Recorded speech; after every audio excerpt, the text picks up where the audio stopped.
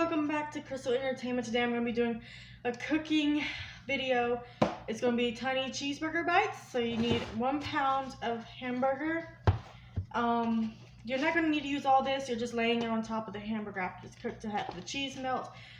But you can either use Velveeta, but I use the cheaper brand, Kroger, nice and cheesy, and some either extra virgin olive oil, bacon grease, I don't know if everybody else saves it, or butter. So let's get started.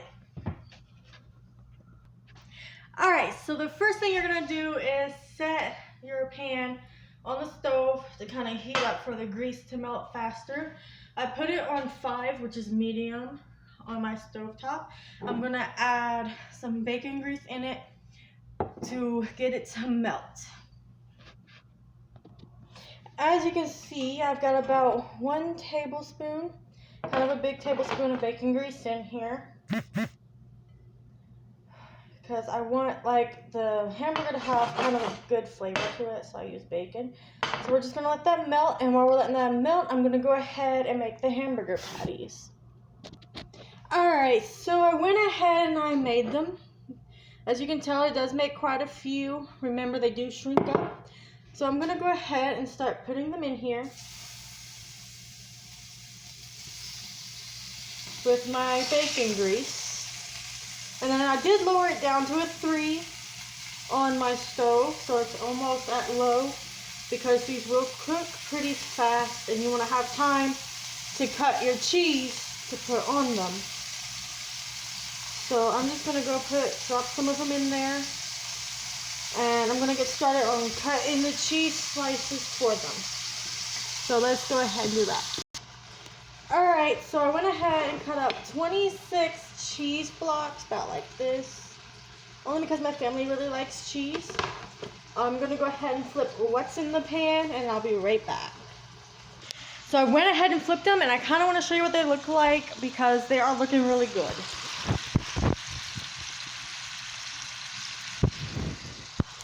So that's what they look like right now. So I'm going to go ahead and cook these up, and I'll be back when I put the cheese on them.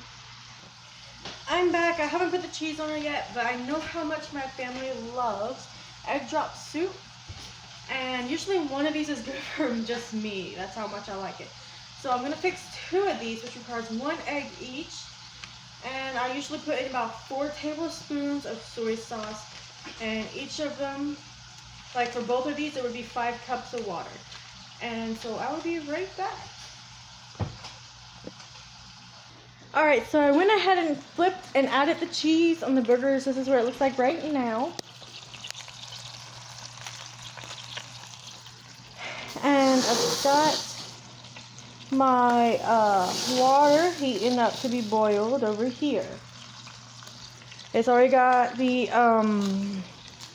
stuff in it that needs to be in it.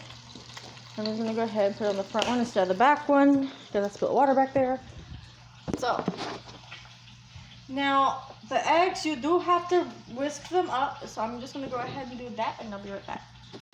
Alright, so the cheese actually was falling off, so instead of it being cheeseburgers, which is probably still going to be cheeseburgers, I just laid the cheese in the pan, and I'm just going to continuously stir so that they actually get coated with the cheese, and then I'm going to put them in a bowl once they're done, and then we'll go around on the second batch. But if you want to see the cheesiness of them right now, it actually looks pretty fucking good if you ask me. I think they're almost ready here. This is what it looks like on the first batch.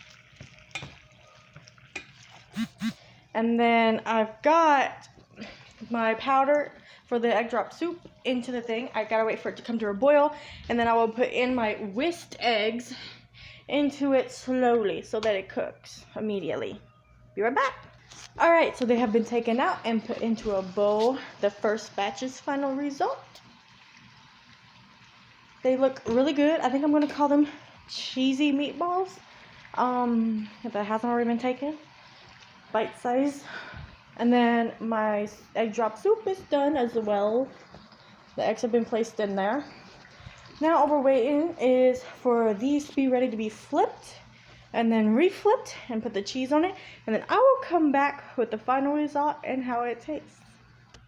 Also, real quick, make sure you subscribe and press that like button because once I hit 1,000 subscribers, I will be going live on Grand Theft Auto 5 online or Minecraft or Fortnite, either one of those.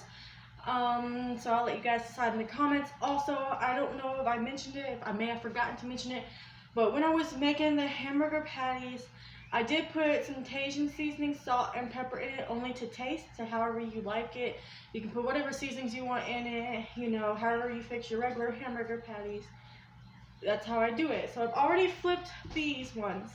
Now I'm just waiting to have to reflip, which will be easy.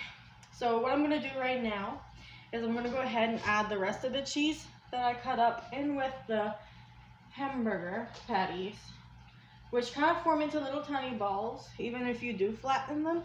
So cheesy meatballs, I guess. Bite-sized cheesy meatballs is what I guess I'll call them. That'll probably be the title of this video. So I'm just going to go ahead and try one for you guys. And see what it tastes like. So this is what they look like with the cheese cooked onto them.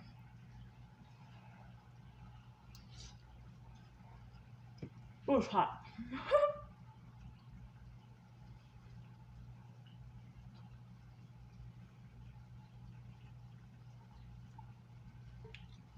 So it actually did taste like actual cheeseburger.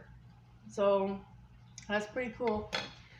But I want to thank you guys for coming out and watching this. I hope you guys have fun with this. Try it. You can do whatever you want. Let me know if you want me to try any more.